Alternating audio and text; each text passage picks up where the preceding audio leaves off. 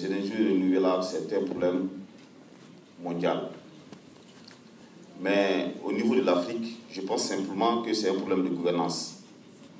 Parce que l'Africain, nos gouvernants ont tendance de privilégier plutôt, j'allais dire, les gains, l'argent par rapport à l'espèce, à l'être humain et, c'est-à-dire, nos faunes. Si je vois par exemple au Burkina Faso, avec la prolifération de ces mines et avec ces tonnes de cyanure versées dans la nature, effectivement, avec ces populations déplacées de leurs sites d'habitation, c'est inquiétant. Mais on le fait simplement parce que l'État veut tirer profit de ces mines. Mais en réalité, quand on prend les codes miniers, en ce qui concerne mon pays, les revenus pour la nation n'est que 10%. 10%, avec toutes ces destructions massives, je pense que c'est écœurant.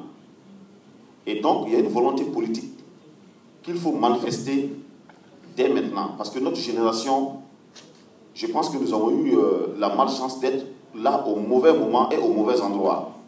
Parce que ce que les aînés devraient faire, ils ne l'ont pas fait. Il ne faut pas avoir froid aux yeux. Il faut que nous décidons, c'est donner la main pour naturellement éradiquer ce problème. En plus de cela, ces tonnes d'arbres abattus dans la forêt pour faire le bois de chauffe, pour faire le charbon, ces milliers d'animaux, des espèces abattues par les touristes, juste pour leur plaisir de chasser. Est-ce que vous trouvez cela normal? Moi, je pense que, en tant que jeunes, ne jetons pas les bébés avec l'eau de bain. Certes, qu'on peut accuser le colon, mais aujourd'hui, je pense que en Afrique, il y a assez d'intellectuels, il y a assez de ressources humaines pour que nous pensions, réfléchir ensemble, concevoir et proposer des solutions au lieu d'être là à accuser. Parce qu'hier, des deux côtés, je pense qu'on était tous des ignorants.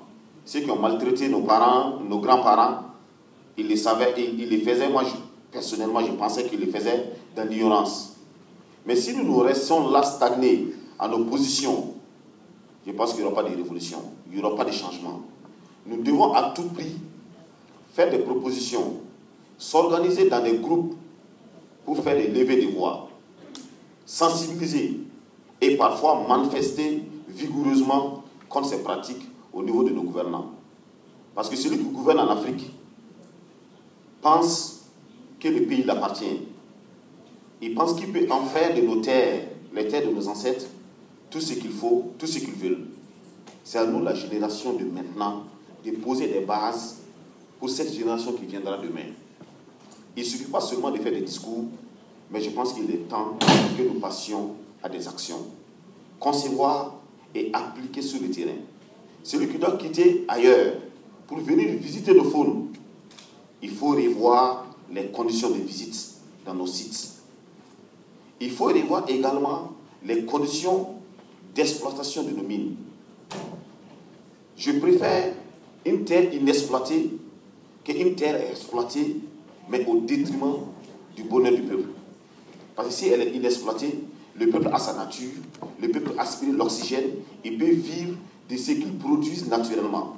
Mais si elle est exploitée et d'une manière négative, le peuple n'en profite pas et les terres deviennent arides, chasses, tel qu'un pays comme le Burkina Faso, sous-développé, enclavé et continental.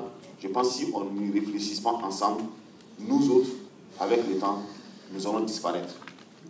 Parce que nous sommes défavorisés par la nature à tous les niveaux. Donc, ce n'est que dans l'unité d'action, ce n'est qu'ensemble, jeunes d'Afrique et jeunes du monde, que nous pouvons réellement relever les défis du développement durable. Je vous remercie. Thank you very much for that.